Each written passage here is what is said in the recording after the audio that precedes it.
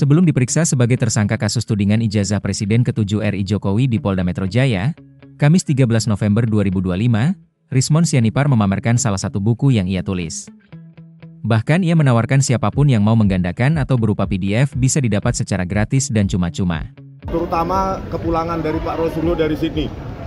Jadi kami memang sudah berencana, ada draft kasarnya ini, bukunya nanti Gibran Endgame atau Gibran Black Paper terserah. Yang pasti Wapres tak lulus SMA. Data itu kami dapatkan dari mana? Dari Ditjen Dikdasmen sendiri dan temuan faktual yang ditemukan oleh Pak Rasulullah. Oleh karena itu ini akan kita edarkan kalau bisa gratis ya Mas ya. PDF-nya kalau bisa kita buat gratis dan ini saya titip kalau mau digandakan secara gratis juga saya titip ke pengacara.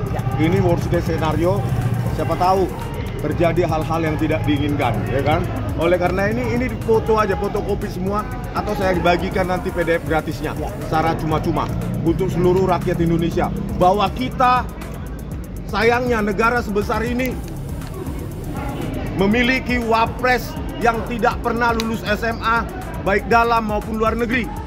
Tidak pernah punya ijazah SMA baik dalam maupun luar negeri.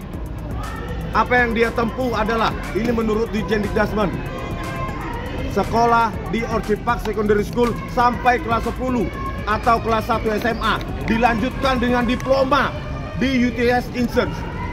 Bayangkan, kelas 10 atau kelas 1 SMA plus diploma yang harusnya pendidikan tinggi awal D1 itu disetarakan dengan SMK bidang akuntansi dan keuangan.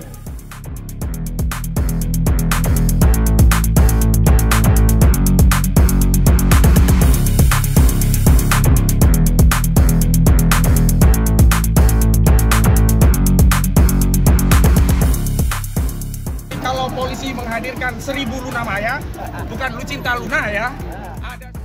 Kuasa hukum Rai Suryo CS, Ahmad Hozinuddin menilai langkah penyidik Polda Metro Jaya dalam menetapkan tersangka dalam kasus tudingan ijazah palsu mantan Presiden Joko Widodo, Jokowi, sepihak. Dia menyebut penetapan tersangka terhadap Rai Suryo CS sebagai tindakan zalim. Dia menuding ratusan barang bukti dan puluhan saksi yang diklaim penyidik tidak relevan dengan tuduhan pencemaran nama baik. Dia kemudian melontarkan analogi yang dianggap bisa menyelesaikan kasus ini secara terang benderang. Bukti-bukti walaupun banyak tidak memiliki relevansi dengan apa yang dituduhkan dan tidak pernah diketahui secara pasti apakah bukti itu bisa menguatkan tuduhan ada pencemaran, tuduhan ada menyerang kehormatan yang dilaporkan oleh saudara Joko Widodo. Walaupun ada 700 bukti, ada 130 saksi dan 22 ahli, itu semuanya versi penyidik. Kalau tidak ada relevansinya maka tidak bernilai. Saya ambil analogi untuk membuktikan seorang itu adalah perempuan, salah satunya dia head.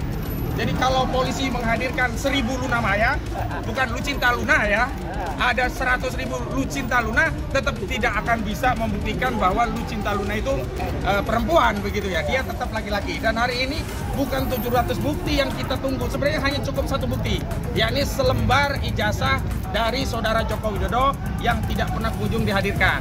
Yang kedua, kami ingin tegaskan bahwa Polda Metro Jaya telah melakukan tindakan yang melanggar presumption of innocence, yakni saat pemanggilan telah secara jelas menyebutkan nama-nama klien kami tanpa menyebut inisial.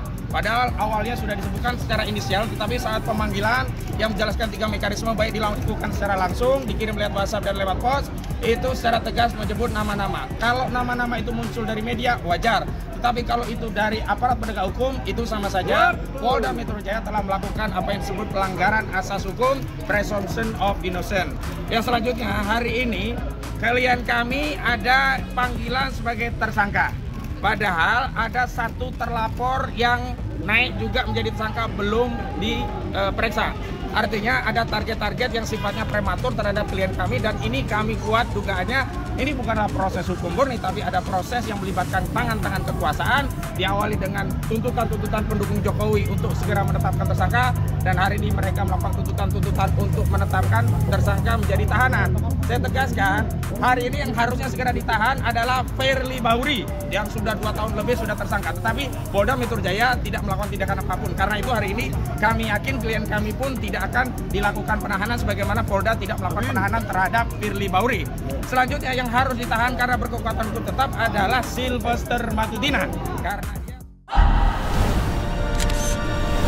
Tribun X menghadirkan lokal menjadi Indonesia.